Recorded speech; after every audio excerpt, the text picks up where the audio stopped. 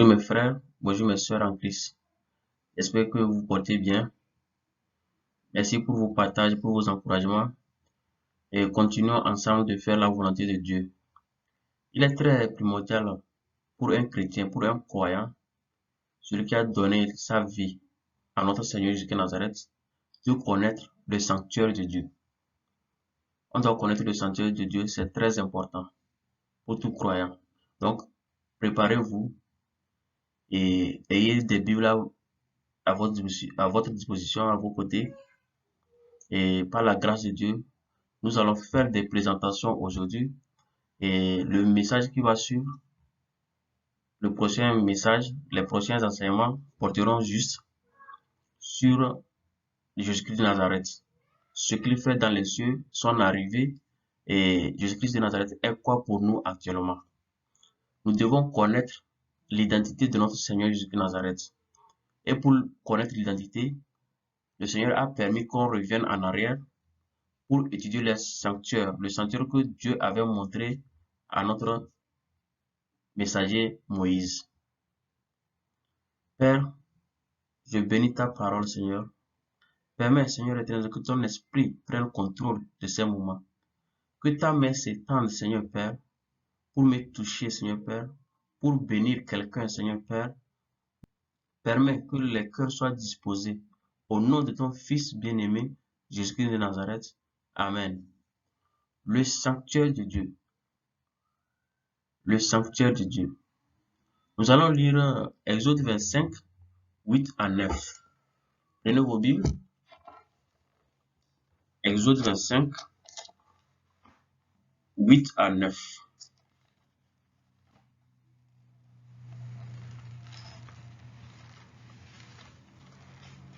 J'ai la parole. Ils me feront un sanctuaire et j'habiterai au milieu d'eux. Vous ferez le tabernacle et tous ses ustensiles d'après le modèle que je vais te montrer. Donc ici, c'est Dieu qui était en train de parler avec Moïse. Donc il dit à Moïse qu'ils feront un sanctuaire et il habitera parmi eux. Donc, il a montré le modèle original sur la montagne.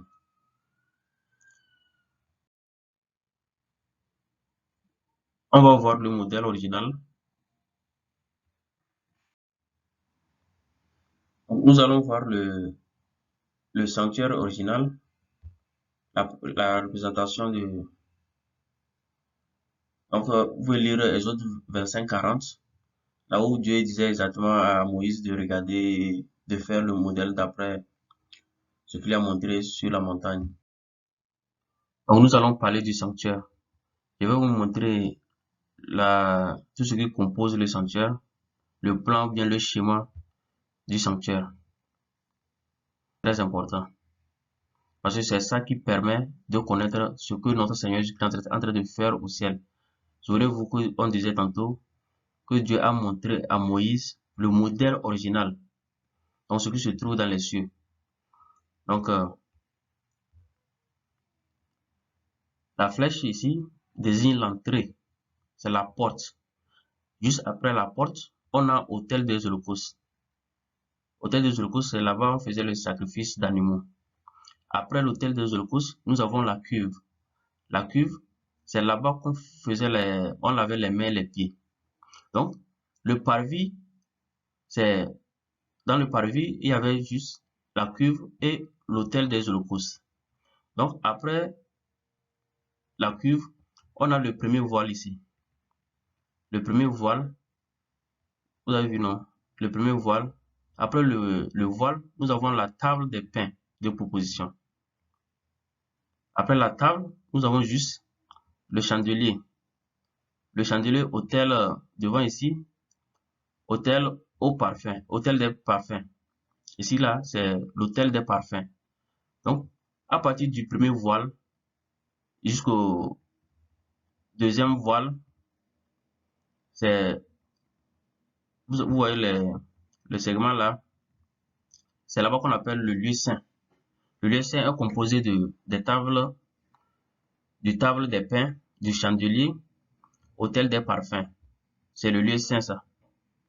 Table des pains, chandelier, autel des parfums. Donc, c'est le lieu saint.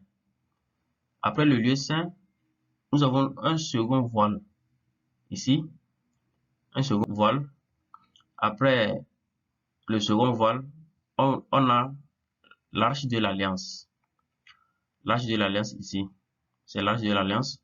Donc, là-bas, on appelle ça le lieu très saint. Le lieu très saint est composé de l'arche de l'alliance. Donc, à partir du second voile jusqu'à l'arche, jusqu'à l'intérieur où se trouve l'arche de l'alliance s'appelle lieu très saint. Donc, je reprends un peu. Nous avons l'entrée, la porte, autel des holocaustes, la cuve et le premier voile. Donc, le palier est composé de l'autel des holocaustes, la cuve. Après cela, lorsqu'on entre dans la tente d'assignation, nous avons table des pains. Nous avons le chandelier, autel des parfums. Après cela, nous avons un second voile. Et à l'intérieur, nous avons l'arche de l'alliance. Là où se trouve l'arche de l'alliance, c'est là-bas qu'on appelle lieu très saint. Maintenant, le lieu saint, ici, est composé du table des pains, du chandelier, autel des parfums.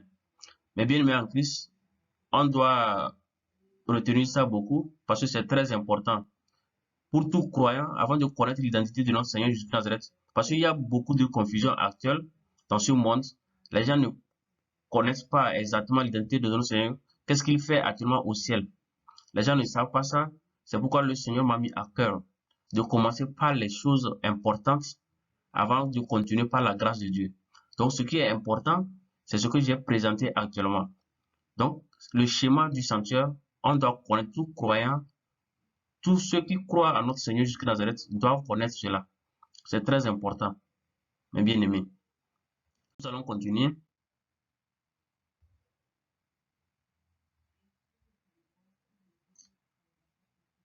Donc, c'est juste pour, ici, c'est juste pour présenter, c'est la présentation, comme je disais ce matin, comme je disais tantôt, c'est juste pour la présentation. On aura le temps d'étudier tout ça là. Donc, c'est l'hôtel des reins ou l'hôtel d'Holocauste. Donc, vous avez vu, c'est là-bas que on fait les sacrifices. C'est ce que j'avais dit tantôt. C'est là-bas qu'on faisait des sacrifices d'animaux. Nous allons continuer. Après l'hôtel, nous avons la cuve. Nous avons la cuve des reins, là où Aaron et ses fils lavaient les mains et les pieds. Donc, ici, on dit, tu feras une cuve des reins avec sa base des reins pour les ablutions. Tu la placeras entre la tente d'assignation et l'autel, et tu y mettras de l'eau, avec laquelle Aaron et ses fils se laveront les mains et les pieds. C'est Dieu qui disait ça à Moïse.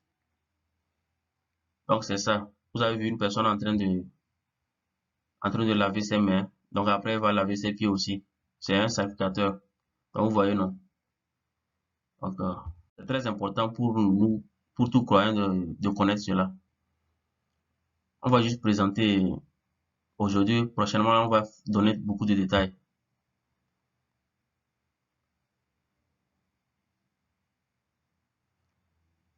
Nous allons voir maintenant le chandelier.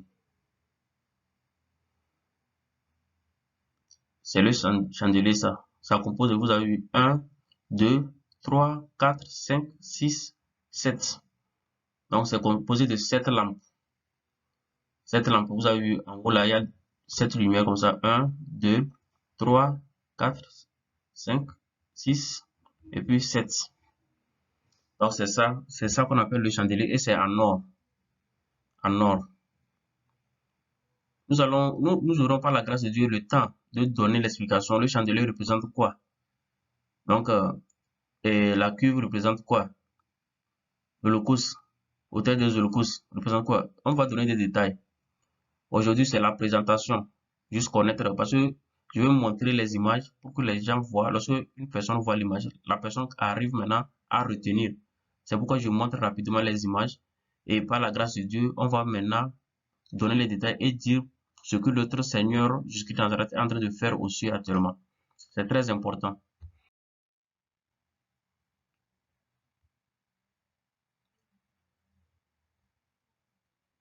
la table des pains de proposition. C'est ça. Ça, c'est composé de 6 pains. Regardez, 6 pains à gauche et à droite. 1, 2, 3, 4, 5, 6 en bas. Ça fait 1, 2, 3, 4, 5 et puis 6 en bas aussi. Donc, ça fait 12 pains. Ça fait 12 pains. Donc, nous allons continuer. Ça fait les 12 pains. Autel au parfum. Ça aussi, c'est soit l'autel d'or. Donc, comme je disais tantôt, il se trouvait dans le lieu saint du tabernacle. Et on aura l'occasion de donner plus de détails à ce sujet aussi.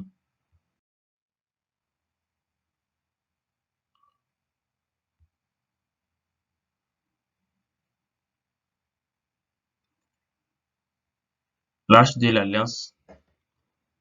On peut lire Exode 25, 18 à 20 pour comprendre quelque chose.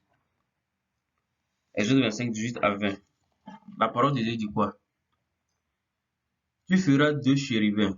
Donc, ce sont les chérubins là. Tu feras 2 chérubins.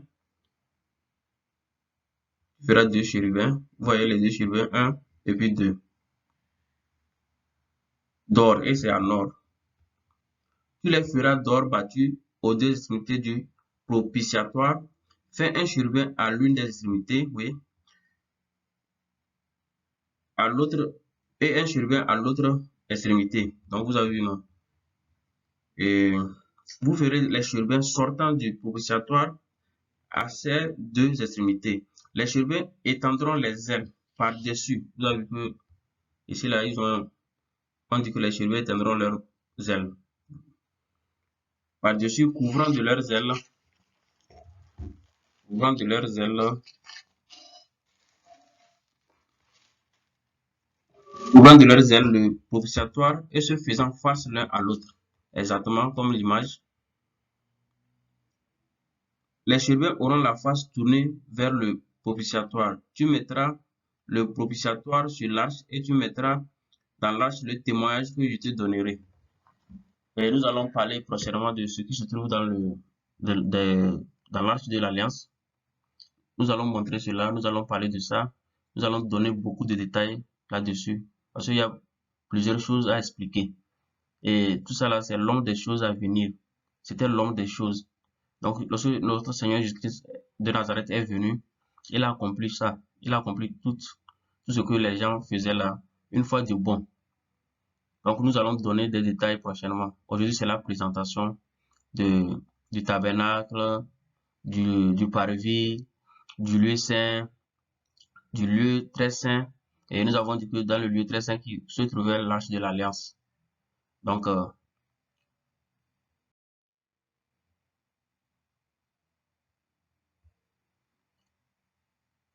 ici, nous allons voir le souverain sacrificateur.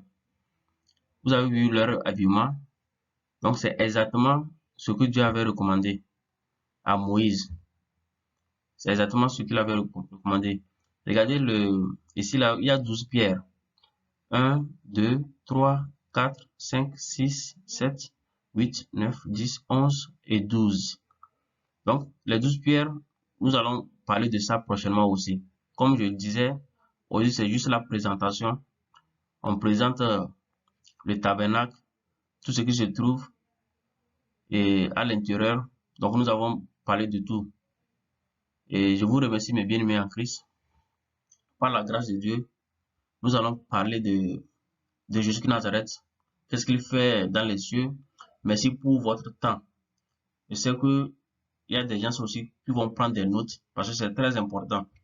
Tout ce qu'on donne ici, c'est pour édifier un frère, c'est pour édifier une sœur, pour édifier tous ceux qui croient en notre Seigneur Jésus de Nazareth. Et ce message, c'est pour enlever la confusion sur l'identité de Jésus de Nazareth. Nous aurons le temps d'aller pas à pas. Et c'est pourquoi j'ai coupé. Normalement, c'est un long message. J'essaie de faire des petites vidéos pour amener les gens à assimiler pas à pas. Parce que si je mets en bloc, c'est pas bien parce que les gens n'auront pas le temps de bien étudier. Donc, avec la présentation, Je vous en prie, si vous voulez, vous pouvez lire dans Exode, à partir de Exode 25. C'est très important. Vous allez mieux comprendre. Et prochainement même, je n'aurai pas à expliquer de trop parce que vous avez déjà pris le temps de lire vos Bibles. Donc, je vous remercie beaucoup. Père, merci pour ta parole, Seigneur.